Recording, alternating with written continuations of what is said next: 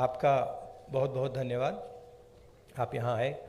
अब यात्रा कन्याकुमारी से हरियाणा तक पहुँची है और बहुत कुछ सीखने को मिला, बहुत लोगों से हम मिले और देश के दिल में जो है वो डायरेक्टली सुनने को मिला है हम सबको।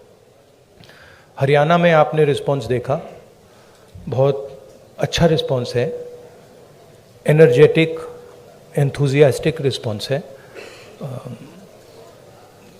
शुरुआत की थी तो लोगों ने कहा कि देखिए केरला में जो रिस्पॉन्स मिलेगा, जो केरला में रिस्पॉन्स मिला वो कर्नाटक में नहीं मिलेगा, बीजेपी के स्टेट में नहीं मिलेगा। पता लगा कर्नाटक में केरला से भी बेहतर रिस्पॉन्स। फिर कहा कि भाई साउथ में मिला है, अब जब हम महाराष्ट्र पहुंचेंगे तो रिस्पॉन्स नहीं होगा, महाराष्ट्र में साउथ से भी अच्छा।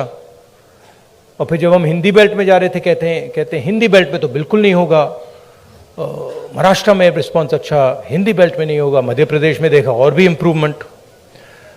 और फिर जब हम हरियाणा में आ रहे थे, नहीं बीजेपी की सरकार है, वो रिस्पॉन्स नहीं मिलेगा, और भी इम्प्रूवमेंट। मतलब जहाँ जितना हम आगे बढ़ते जा रहे हैं रिस्पॉन्स इम्प्रूव करता जा रहा है। तो मैं हरियाणा के युवाओं से, हरियाणा की जनता से, माताएं बहनों से दिल से धन्यवाद करना चाहता हूं कि आपने इतना प्यार दिया, आपने इतनी शक्ति दी, इसके लिए हम बहुत बहुत आभारी हैं। यहाँ पे लोगों ने, किसानों ने हमें हरियाणा की सच्चाई बताई, सड़कों पे हम चले हैं वो भी हमने देखा। तो रियलिटी हमारे और आपके सामने है। अब आप जो भी सवाल पूछना चाहते हैं पूछ सकते हैं। Would you like me to say it in English? Would you like me to say it in English और no need? No, I think Hindi is fine. Dainik Bhaskar से महेश कुमार।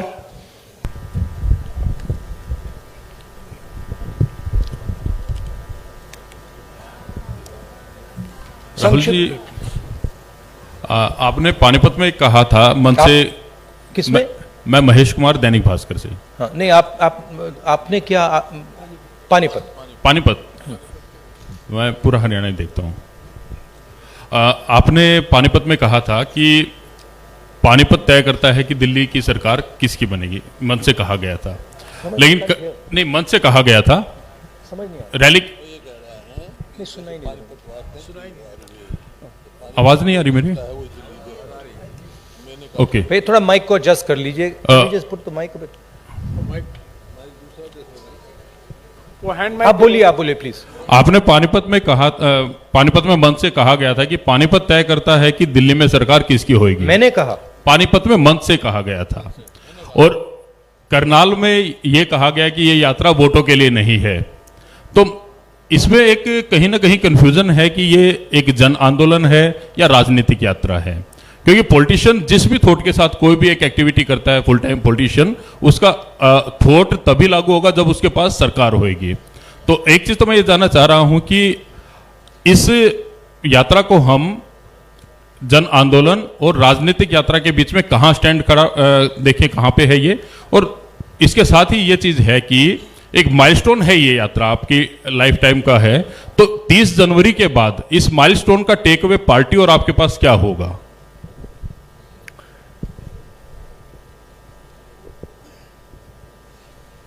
ये जो यात्रा है, जो हिंदुस्तान की आवाज को दबाया जा रहा है और जो हिंदुस्तान में डर फैलाया जा रहा है, हिंदुस्तान को जो बांटा जा रहा है, एक जात को दूसरी जात से, एक धर्म को दूसरे धर्म से जो लड़ाया जा रहा है, उसके खिलाफ ये यात्रा है। इस यात्रा का एक और लक्ष्य है और वो मेरा पर्सनल लक्ष्य है और जो हमारे साथ लोग चल रहे हैं वो उनका भी लक्ष्य है। वो है कि हम इस यात्रा को तपस्या जैसे देख रहे हैं। हम अपने देश से प्यार करते हैं, देश की जनता से प्यार करते हैं, किसानों से, गरीब लोगों से प्यार करते हैं और उनके साथ हम चलना चाहते हैं। तो यात्रा का लक्ष्य पर्सनल है। यात्रा का लक्ष्य देश की जनता को देश की सच्ची आवाज सुनाने का है। अब देखिए, उससे राजनीतिक फायदा हो नुकसान हो उसके बारे में मैं नहीं कह सकता हूं, मगर यात्रा का लक्ष्य अवेयरनेस का है। और जो मेन 3 बातें हैं जो हम सब जगह कहते हैं, भारत जोड़ो, डर के खिलाफ खड़े हो, नफरत मत करो, ये एक मुद्दा है। दूसरा मुद्दा, जो हिंदुस्तान में इकोनॉमिक इनइक्वालिटी हो रही है, जो सारा का सारा धन मीडिया, दूसरे इंस्टीट्यूशंस 2, 3, 4 लोगों के हाथ में है, इसके खिलाफ। और उसके जो नतीजे हैं, भयंकर जो अनएम्प्लॉयमेंट हो रहा है, तेजी से जो महंगाई बढ़ रही है, उसके खिलाफ ये यात्रा है। और लोगों को ये मालूम है कि भाई हिंदुस्तान में बेरोजगारी बढ़ रही है तो उसका कारण है कि पूरा का पूरा धन 3, 4, 5 लोगों के हाथ में है, सबको मालूम है। लोगों को यह भी मालूम है कि वो जो धन का कंसंट्रेशन हो रहा है, पूरा का पूरा पूरी आर्थिक शक्ति जो 3-4 लोगों के हाथ में जा रही है, उसका नतीजा बेरोजगारी है, उसका नतीजा महंगाई है। लोगों को कनेक्शन मालूम है। तो हम ये बात रखना चाहते हैं और बहुत सक्सेसफुली ये बात यात्रा ने रखी है। इसलिए मैं आपसे कह रहा हूं कि जहां भी हम जा रहे हैं, यात्रा इंप्रूव हो रही है। तो अब ये हमारा लक्ष्य था।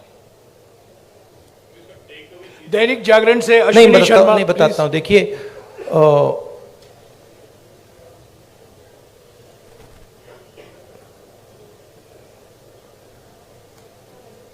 जब अर्जुन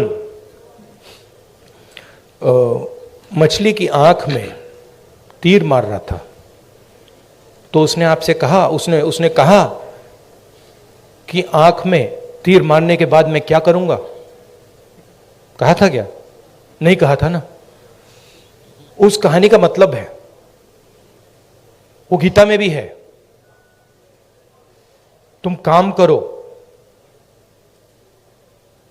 जो होना है होगा, ध्यान काम पे रखो। तो वही थिंकिंग है यात्रा की भी। आपका सवाल अच्छा है। यात्रा के बाद एक और काम होगा, उसके बाद शायद एक और काम होगा, फिर आपको जवाब मिल जाएगा। शुक्रिया राहुल जी। जागरण से अश्विनी शर्मा। संक्षिप्त में प्लीज। हेलो, संक्षेप में मेरा सवाल इतना है सर कि यात्रा शुरू होने से पहले का राहुल गांधी और आज के राहुल गांधी में कितना अंतर है? हाँ, थैंक यू।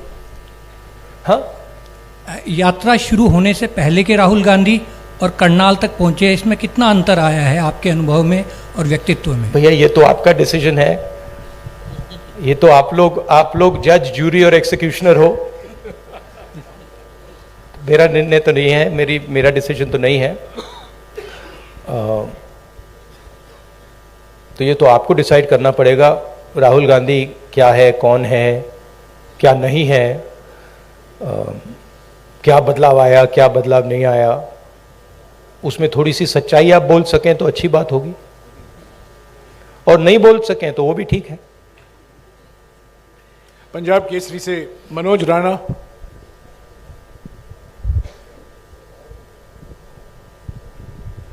सर नमस्कार। मैं ये जानना चाहता हूँ, पूरी वैसे हरियाणा की जनता भी जानना चाहती है कि आगामी विधानसभा चुनाव में सीएम का चेहरा कौन रहेंगे कांग्रेस की तरफ से, क्योंकि भाजपा का तो उन्होंने क्लियर कर रखा है लगभग। हाँ जी, देखिए, मैंने प्रेस कॉन्फ्रेंसेस में 3-4 बार कहा है कि हमारा लक्ष्य यात्रा का है और आप लोग डाइवर्ट करने की कोशिश करते हो। पता नहीं, आप यात्रा को दिखाते ही नहीं हो। आपको कहा गया है कि भाई यात्रा को दिखाओ मत। सोशल मीडिया में मतलब बवाल मचा हुआ है, तूफान आया हुआ है, मगर नेशनल मीडिया में कुछ नहीं दिखाया जाता। और फिर आप प्रेस कॉन्फ्रेंस में आते हो, कहते हो भैया चलो एक डिस्ट्रैक्शन मारते हैं, सीएम कौन होगा, पीएम कौन होगा। अगला सवाल आएगा, पीएम कौन होगा, देख लेना। आएगा, पक्का आएगा कि डिस्ट्रैक्ट करना है भैया, सीएम कौन होगा, पीएम कौन होगा, फिर उसके बाद आएगा सवाल ऑपोजिशन यूनिटी नहीं है, वो भी आएगा। तो आप करिए जो आपको करना है, मुझे भी करना है काम। Thank you. अमर उजाला से सेवा सिंह। अब भैया पीएम वाला पूछिए, वो 3 हैं आपके, वो हर प्रेस कॉन्फ्रेंस में आते हैं, सीएम कौन, पीएम कौन। अमर उजाला से सेवा सिंह। राहुल जी नमस्कार। कहाँ है? हाँ हाँ जी, सॉरी। शेर यात्रा चल रही है, बहुत चर्चाएं हो रही है, लेकिन कांग्रेस के संगठन की भी उतनी चर्चा हो रही है कि मतलब आगे चुनाव की तैयारियों को देख रहे हैं लोग यात्रा के जोड़ के, तो संगठन की भी इतनी ही चर्चा हो रही है कि संगठन नहीं मतलब बन पा रहा, संगठन नहीं बन पा रहा है। जी सर। तो ये कब तक पॉसिबल होगा? कार्यकर्ता भी इंतजार में रहते हैं सर, मेहनत करने वाले। देखिए, सबसे पहले ये कहना कि संगठन नहीं है, ये तो बिल्कुल गलत है। संगठन तो मतलब सड़कों पे आपको दिख रहा है, सब जगह दिख रहा है। खारगे जी प्रेसिडेंट हैं, मैं कांग्रेस पार्टी का प्रेसिडेंट नहीं हूं, तो ये सवाल आपको खारगे जी से पूछना पड़ेगा कि एग्जैक्टली हरियाणा का संगठन में इंप्रूवमेंट कैसे लाई जाएगी।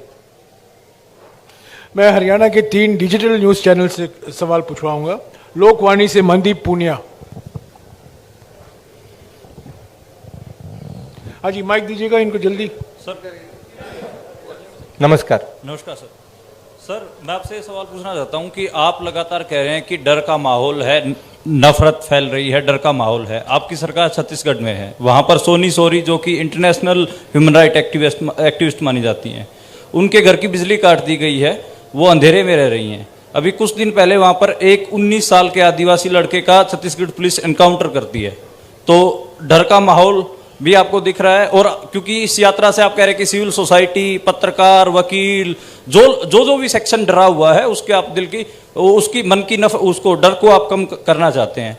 तो सोनी सोरी जो कि इंटरनेशनल एक्टिविस्ट हैं, वो डर में वहाँ अंधेरे में बैठी हुई हैं, तो वहाँ आपकी सरकार है। बाकी अगर आपकी सरकार सेंटर में आ गई तो फिर वही जो छत्तीसगढ़ में रहा, क्या वही होगा?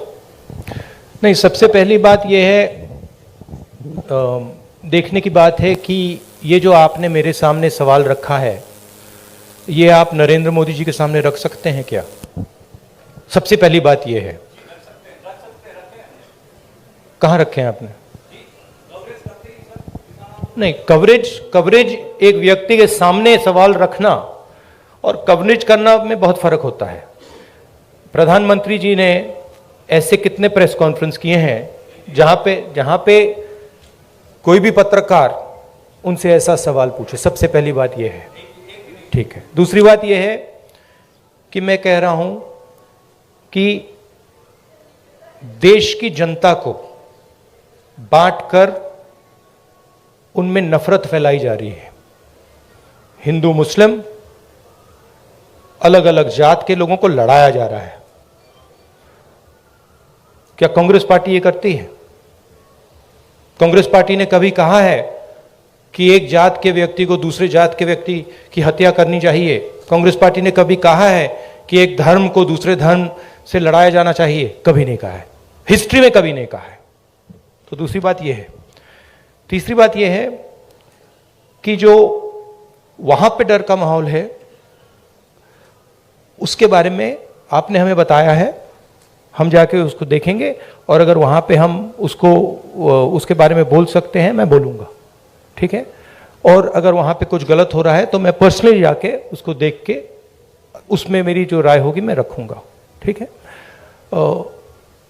मगर मेन बात यह है कि जो देश में आज नफरत फैलाई जा रही है, जो हिंसा की जा रही है, वो छत्तीसगढ़ सरकार एज अ पॉलिसी नहीं कर रही है। वहां पे इश्यूज हैं, वहां पे लैंड एक्विजिशन की इश्यूज हैं, और वहां पे टेंशन है, मगर हमारी पॉलिसी वो नहीं है। धन्यवाद। मसले से सर्वमित्र कंबोज। नमस्कार सर। इधर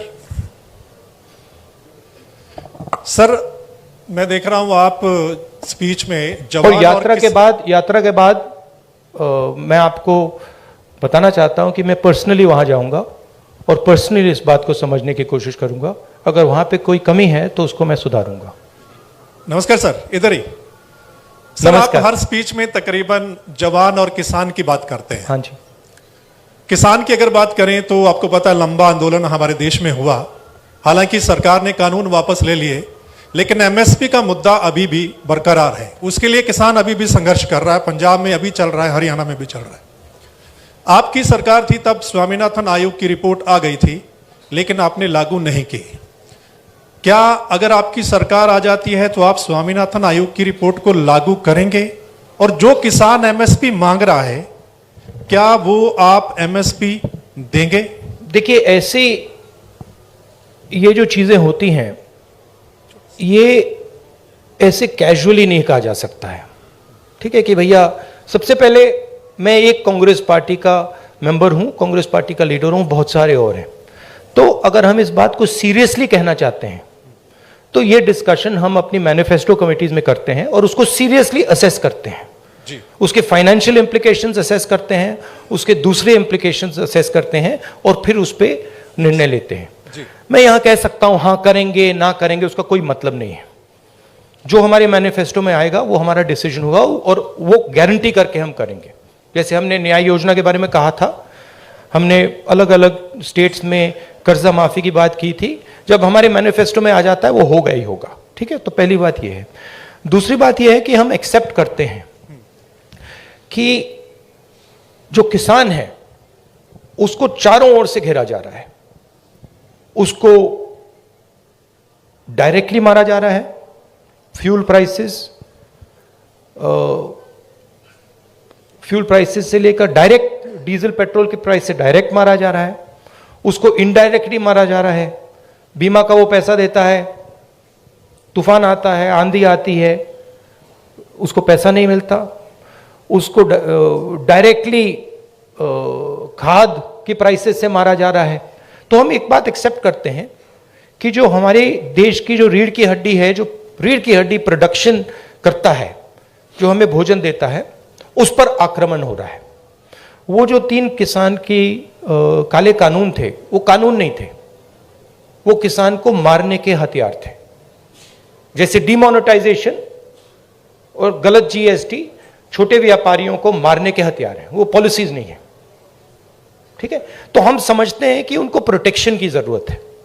और एक और बात, एक्सपोर्ट पॉलिसी भी उनको मारने का, उनसे चोरी करने का एक तरीका है।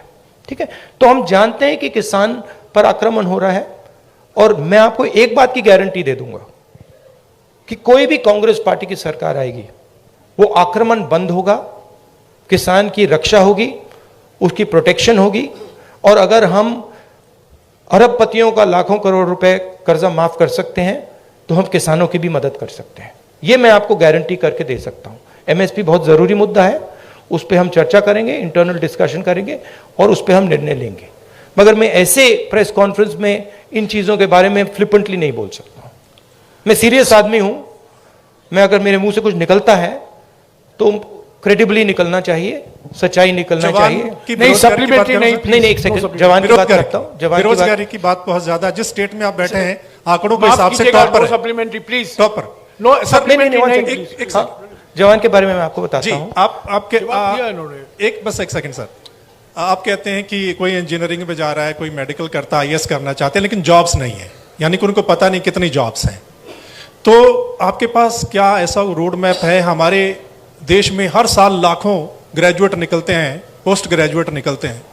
सरकारी और प्राइवेट नौकरी में ऐसा कौन सा रोड मैप होगा कि हम उनको सेट कर पाएं? देखिए, ये देश अपने युवाओं से झूठ बोल रहा है। ठीक है, झूठ क्या है? मैं अब 3000 किलोमीटर चला हूं। युवाओं से मैं पूछता हूं, बच्चों से पूछता हूं क्या करना चाहते हो, 5 जवाब मिलते हैं। Engineer, doctor, lawyer, army, administration. ठीक है, और सारे के सारे, मतलब हजारों बच्चों ने मुझे ये 5 जवाब दिए हैं। रियलिटी ये है कि इनमें से 10% को, 15% को, ज्यादा से ज्यादा 10% भी मुश्किल है, 10% को इंजीनियर, डॉक्टर, लॉयर, ये जॉब्स मिल जाएंगे, बाकी को नहीं मिलेंगे। तो इन सब के सपने टूटेंगे। मेरे पास एक बच्ची आई, कहती है मैं आईएएस में जाना चाहती हूं। मैंने कहा ठीक है बेटा, आईएएस में हर साल कितने लोग जाते हैं? मुझे कहती है 5 लाख लोग जाते हैं। मैंने उससे कहा नहीं बेटा, 5 लाख लोग नहीं जाते हैं, 150 लोग जाते हैं। रोने लग गई। तो ये देश अपने बच्चों से, अपने भविष्य से झूठ बोल रहा है और ये इनका दिल तोड़ेगा। हर रोज इनका दिल टूटता है, इनके सपने टूटते हैं। क्यों टूटते हैं? क्योंकि जो लोग इस देश को रोजगार दे सकते हैं, उनकी हम मदद नहीं करते हैं, उनकी हम प्रोटेक्शन नहीं करते हैं, उनके स्ट्रक्चर के बारे में हम नहीं सोचते। रोजगार कहां से आएगा? रोजगार अगर आप सेकंड ग्रीन रेवोल्यूशन करोगे, एग्रीकल्चर को ट्रांसफॉर्म करोगे, फूड प्रोसेसिंग फैक्ट्रीज के जाल बिछाओगे, रोजगार वहां से आएगा। करोड़ों लोगों को रोजगार मिल सकता है और रिस्पेक्टेबल रोजगार मिल सकता है। दूसरी बात, जो स्मॉल और मीडियम इंडस्ट्रीज को डिस्ट्रॉय किया गया है, और कोई शब्द ही नहीं है, डिस्ट्रॉय किया गया है। जीएसटी, डिमोनेटाइजेशन और कोविड के समय जो किया, वो दूसरे लोग हैं जो रोजगार दे सकते हैं, करोड़ों लोगों को रोजगार दे सकते हैं। मैं आपसे सवाल पूछना चाहता हूं, आप मुझे वो नाम बता दीजिए जो छोटी कंपनी चलाता हो, स्मॉल और मीडियम साइज इंडस्ट्री चलाता हो, जो आज लाखों करोड़ का मालिक हो गया है। नाम बता दो मुझे। आप ये होंडा गाड़ी चलाते हैं, इसका मालिक मैकेनिक था। ये टोयोटा गाड़ी चलाते हैं, इसका मालिक मैकेनिक था।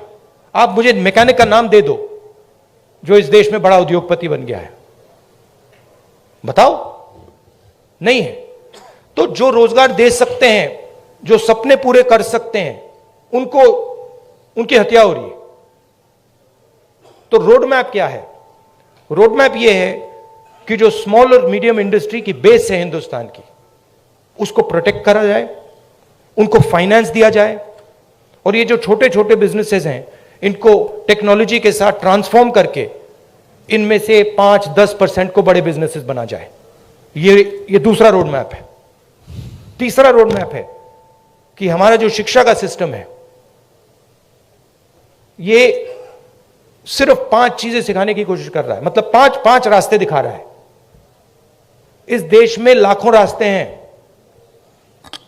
जिस दिन ये देश स्किल्स की रिस्पेक्ट करना शुरू कर जाए, उस दिन ये देश सच्चा सुपर पावर बन जाएगा। उस दिन तक ये सब खोखला है। इस देश में स्किल्स जो होती हैं, चाहे वो बढ़ई की हो, चाहे वो मैकेनिक की हो, किसी की भी हो, चाहे वो किसान की हो, उसकी कोई इज्जत नहीं करता है, उसका मजाक उड़ाते हैं, देखो ये क्या कर रहा है। जिस दिन वो हो जाएगा, उस दिन ये देश चाइना का मुकाबला कर जाएगा और यहां पे made in India, made in India, made in India सब जगह दिखना शुरू हो जाएगा। वो रोड मैप है। धन्यवाद। शुक्रिया राहुल जी। हमारे पास सिर्फ 10-12 मिनट है। सवाल संक्षिप्त में कीजिएगा और फिर से गुजारिश करूंगा सप्लीमेंट्री मत पूछेगा प्लीज। ये रैपिड फायर होना है। कई लोग को मौका देना चाहता हूं मैं। सत्य खबर से सत्य सिंह।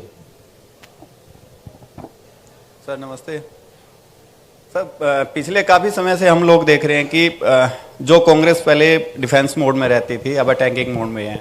हर जगह पे जवाब दिया जा रहा है। आपकी टीम ये अच्छा काम कर रही है, पर मैं हरियाणा के संदर्भ में आपसे एक सवाल करना चाहता हूं और वो सेंटर से ही सवाल रहता है। अभी पीछे राज्यसभा का चुनाव था, अजय माकन जी ने चुनाव लड़ा था। उस समय में एक क्रॉस वोटिंग हुई थी। कांग्रेस के पास वोट पूरे थे, उसके बावजूद कांग्रेस अपना राज्यसभा का सदस्य नहीं भेज पाई थी। उस पे ना आज तक कोई जांच की बात आई है और ना अभी तक उस पे कोई कार्रवाई जैसी बात है। सर आपसे मैं ये जानना चाहता हूँ, क्या इस प्रकार के मुद्दों पर भी, जिस प्रकार से देखिए सोशल मीडिया की बात करें, सोशल फेस बनाने की बात करें, कांग्रेस का जबरदस्त फेस होता जा रहा है, क्या ऐसे मुद्दों पर भी पार्टी में चर्चा होती है? Distraction attempt number 2। देखिए, ये ऑर्गेनाइजेशनल मामला है। यहाँ पे पीसीसी प्रेसिडेंट बैठे हैं, खारगे जी प्रेसिडेंट हैं, ये आप उनसे पूछिए, इनसे पूछिए। मेरा लक्ष्य क्लियर है, जो देश की आवाज है उसको सामने लाने का। अच्छा अटेम्प्ट था, मैं कहूं कि उससे अच्छा था, ज्यादा सोफिस्टिकेटेड था, मगर मैं डिस्ट्रैक्ट नहीं होऊंगा। Thank you. शुक्रिया राहुल जी। टोटल टीवी से प्रदीप। नमस्कार राहुल जी, धन्यवाद। नहीं, एक और बात जो आपने कहा, नहीं एक बात आपने कही जिसका मैं जवाब देना चाहता हूं। आप बैठ सकते हैं। ये कांग्रेस का प्रेस कॉन्फ्रेंस है, बीजेपी का नहीं है, आरएसएस का नहीं है। राहुल जी, समय की पाबंदी भी है। हाँ, नहीं, मगर मैंने पहले कहा किसी प्रेस कॉन्फ्रेंस में, और आपने मुझे पूछा कि राहुल गांधी में कोई बदलाव आया। एक बात मुझे बहुत गहराई से समझ आ गई है कि ये जो लड़ाई है, ये एक्चुअली राजनीतिक लड़ाई नहीं है। सुपरफिशियली ये राजनीतिक लड़ाई है। जब हम बीएसपी से लड़ते हैं या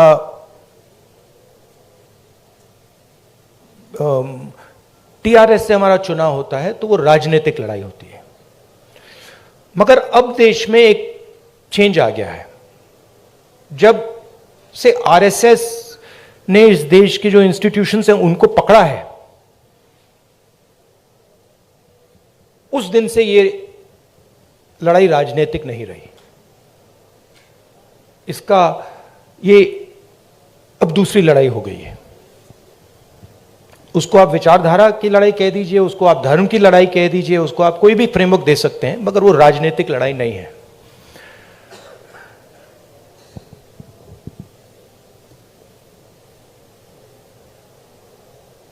कांग्रेस पार्टी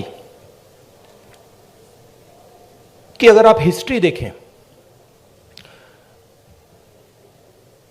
जो आपने कहा कार्यकर्ता में जोश आ गया है, यह तपस्या का संगठन है। इसको अगर आप तपस्या में लगाते हैं तो इसकी एनर्जी बढ़ती है। बीजेपी पूजा का संगठन है, उसको अगर आप पूजा में लगाएंगे उसमें स्ट्रेंथ आती है। अब पूजा दो तरीके की होती है। धर्म की बात कर रहा हूं। पूजा नॉर्मली होती है कि भाई मैं भगवान के पास जाता हूं और मैं उनसे कुछ मांगता हूं, मगर इनिशिएटिव जो पूजा करता है उसका होता है। ठीक है, आरएसएस की पूजा अलग है। आरएसएस चाहता है कि फोर्सिबली उनकी पूजा हो। मोदी जी चाहते हैं, इसलिए वो आपसे नहीं मिलते हैं, कि फोर्सिबली उनकी पूजा हो और देश में सब लोग उनकी पूजा करें।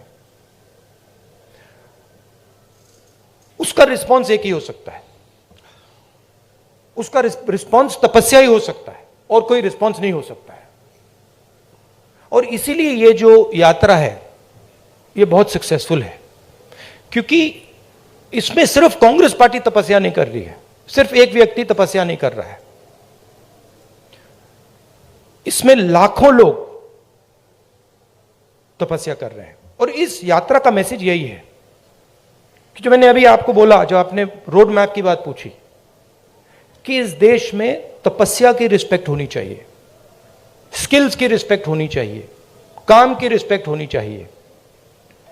कांग्रेस पार्टी ये कहती है, हिस्टोरिकली ये कहा है, और बीजेपी कहती है, आरएसएस कहती है कि नहीं भैया, तपस्या की कोई रिस्पेक्ट नहीं होनी चाहिए। जो हमारी पूजा करेगा उसकी रिस्पेक्ट होगी। अब आप इस फ्रेमवर्क से नोटबंदी को देखिए। क्या नोटबंदी ने हिंदुस्तान के गरीब की तपस्या की रिस्पेक्ट की? बिल्कुल नहीं। वो तपस्या पर आक्रमण था। उसका मैसेज था किसान से छोटे मजदूर से, छोटे व्यापारी से, भैया तू जितनी तपस्या करनी है तू कर ले, कुछ फर्क नहीं पड़ेगा, जला देंगे। और बीजेपी आरएसएस इस देश को फोर्स्ड पूजा की ओर ले जा रही है, धन का प्रयोग करके, इंस्टीट्यूशंस को कैप्चर करके, लोगों को डरा के, आप लोगों को डरा के। वो आपसे कह रहे हैं भैया तपस्या मत करो, आपसे कह रहे हैं आपकी जो तपस्या है, जो सच्चाई मतलब आपको अपने टेलीविजन स्क्रीन पे डालनी है, वो मत करो, मार देंगे, हमारी पूजा करो। इसीलिए प्रधानमंत्री जी आपके सामने नहीं आ सकते, क्योंकि उसमें आपकी तपस्या की झलक दिख जाएगी, कहीं ना कहीं से कोई सवाल पूछ जाएगा। तो ये लड़ाई है पूजा और तपस्या के बीच में। हमारा संगठन तपस्या का है, और अगर हमारे संगठन में कमी है तो तपस्या की कमी थी, और उस यात्रा ने इसको क्लियर कर दिया है कि यह तपस्या का संगठन है, वो पूजा का संगठन है। उनका वो काम है, हमारा ये काम है। राहुल जी नमस्कार। शुक्रिया राहुल जी। टोटल टीवी से प्रदीप।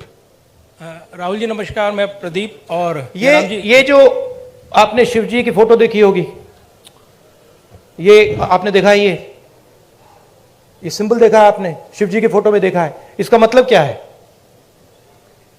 कोई बता सकता है? आप कहेंगे आशीर्वाद, आशीर्वाद नहीं है, ये अभय मुद्रा है, डरो मत, ये तपस्या का सिग्नल है।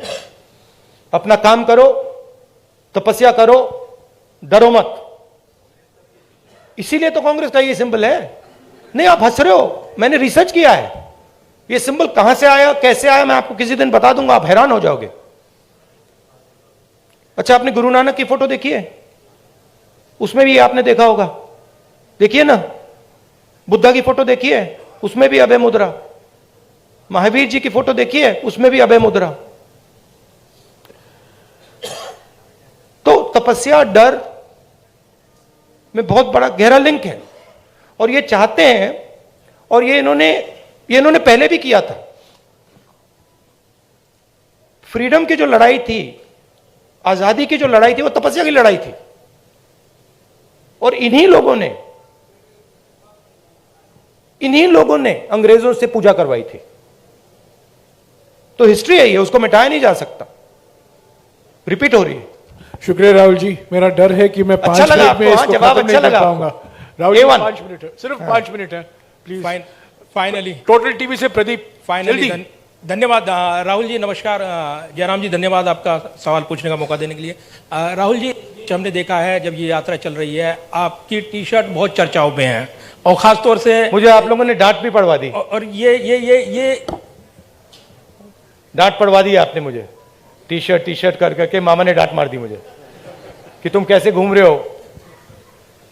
राहुल जी, सवाल मेरा यह है कि ये यात्रा जो है राहुल गांधी की इमेज बदलने में कितनी कामयाब रही है? चर्चा ये भी है राहुल गांधी की इमेज बदली है, आप इसे एक बड़ी उपलब्धि व्यक्तिगत तौर पर देखते हैं? और दूसरा सवाल इसी से जुड़ा, नहीं, एक ही सवाल प्लीज प्रदीप, एक ही सवाल प्लीज। हरियाणा का जिक्र प्लीज, मुझे रोकना पड़ेगा आपको, प्लीज एक ही सवाल। राहुल गांधी आपके दिमाग में है, मैंने मार दिया उसको, वो है ही नहीं, मेरे माइंड में है ही नहीं, गया, वो गया। जिस व्यक्ति को आप देख रहे हो वो राहुल गांधी नहीं है, वो आपको दिख रहा है। बात नहीं समझे आप? हिंदू धर्म को पढ़ो थोड़ा, शिव जी को पढ़ो, समझ आ जाएगी बात। ऐसे मत, हैरान मत हो, हैरान मत हो। राहुल गांधी आपके दिमाग में है, मेरे दिमाग में है ही नहीं। राहुल गांधी बीजेपी के दिमाग में है, मेरे दिमाग में है ही नहीं। इतना मतलब हैरान क्यों लग रहे हो आप? शुक्रिया प्रदीप। इमेज का मुझे कुछ लेना देना नहीं है, इमेज में कुछ इंटरेस्ट नहीं है। जो इमेज आप रखना चाहते हो रख दो, अच्छी रखनी है रख दो, खराब रखनी है रख दो, वो आपका है, मेरा नहीं है, कोई फर्क नहीं पड़ता मुझे अपना काम करना है। जनता टीवी से स्पर्श शर्मा। हैरान क्यों लग रहे हो आप? राहुल जी 2-3 सवाल बाकी हैं, प्लीज इनको ले लीजिएगा। जनता टीवी से स्पर्श शर्मा। सर सामने। सर, मध्य प्रदेश को लेकर आपने कहा था कि जो सरकार है वहां पर बनती हुई नजर आएगी। हरियाणा में आप इतने दिन से घूम रहे हैं, हरियाणा को लेकर असेसमेंट किस तरीके का है आपका सर? प्लस सर, जोशीमठ में जिस तरीके के हालात है सर, उसको लेकर क्या कहेंगे? देखिए, हरियाणा का मैं आपको बता देता हूं, और सिर्फ हरियाणा का नहीं, नॉर्दर्न बेल्ट में एक्चुअली काफी हैरान हुआ कि आप लोगों ने कहा था कि नॉर्दर्न बेल्ट में रिस्पॉन्स अच्छा नहीं आएगा। नॉर्दर्न बेल्ट में सदर्न बेल्ट से अच्छा रिस्पॉन्स आ रहा है। यूपी में आपने देखा, पता नहीं देखा या नहीं, यूपी में, मध्य प्रदेश में, राजस्थान में और हरियाणा में ट्रेमेंडस रिस्पॉन्स है, बहुत अच्छा रिस्पॉन्स है। तो यहां पॉजिटिव ही होगा, कांग्रेस पार्टी की सरकार आएगी विदाउट डाउट। मगर मेरे लिए वो ज्यादा इंपॉर्टेंट नहीं है, फ्रैंकली मैं आपको बताऊं, चाहे वो मध्य प्रदेश की बात हो या हरियाणा की बात हो। मुझे इंटरेस्ट इस बात में है कि कांग्रेस पार्टी की कैसी सरकार आएगी, और मैं उस बात को गारंटी करना चाहता हूं कि कांग्रेस पार्टी की सरकार हरियाणा में आए, मध्य प्रदेश में आए, तो वो किसानों की सरकार हो, रिस्पेक्ट की सरकार हो, सब लोगों को सुनने की सरकार हो। मुझे उसमें इंटरेस्ट है, क्योंकि आप सवाल को गलत जगह रोक देते हो। सरकार किसकी आएगी? नहीं, सरकार आने के बाद वो सरकार 5 साल क्या करेगी, उसमें इंटरेस्ट है मुझे। शुक्रिया राहुल जी। आखिरी सवाल इंडिया न्यूज हरियाणा से इशिका ठाकुर। नमस्कार सर, आपने कहा कि अब लड़ाई तपस्या की है, राजनीतिक नहीं, तो क्या अब आप तपस्वी हो गए हैं? नहीं, मैं तपस्वी था, आप भी तपस्वी हैं। ये देश तपस्वियों का देश है। जैसे लोगों ने कहा कि देखो राहुल गांधी कितने किलोमीटर चल गया, लोग ये क्यों नहीं कहते कि देखो किसान कितने किलोमीटर चलता है? हिंदुस्तान का कोई भी किसान नहीं है जो मुझसे ज्यादा नहीं चला है, एक नहीं है। हिंदुस्तान का ऐसा आप एक मजदूर नहीं मिलेगा आपको जो मुझसे कम चला है। हम ये क्यों नहीं कहते देखो देखो मजदूर कितने किलोमीटर चला है? क्योंकि हम तपस्या की रिस्पेक्ट नहीं करते हैं, मैं करता हूं। तो ये चेंज लाना है, और ये देश तपस्वियों का है, ये देश पुजारियों का नहीं है। रियलिटी इस देश की ये है। और अगर जैसे मैंने कहा इस देश को सुपर पावर बनना है, जो आप कहते रहते हो, तो तपस्वी की रिस्पेक्ट करनी पड़ेगी, उत्पादक की रिस्पेक्ट करनी पड़ेगी, उससे गले मिलना पड़ेगा, बैंक के दरवाजे उसके लिए खोलने पड़ेंगे, उसकी प्रोटेक्शन करनी पड़ेगी। शुक्रिया राहुल जी, शुक्रिया। नहीं madam, please sit down, please sit down, please sit down. शुक्रिया राहुल जी, प्लीज। नहीं, अभी वक्त खत्म हो चुका है, please sit down. Rahul ji please don't answer, please. I won't say. Please नहीं, समय हो चुका है, राहुल जी को जाना है, और भी मीटिंग है, कई लोग आने वाले हैं जमीन में, और पद यात्रा शुरू होने वाला है। प्लीज जो 5-6 लोग रह गए हैं, 15 तारीख को जलंधर में आइए, आपको मौका मिलेगा। मैं Rahul ji thank you very much. देता हूँ। अभी एक फोटो लिया जाएगा आपके साथ। राहुल जी बैठ जाइए, राहुल जी यहाँ फोटो लेंगे आपसे। आप एनडीटीवी के हो? आप एनडीटीवी के हो? चेक कर रहा हूँ।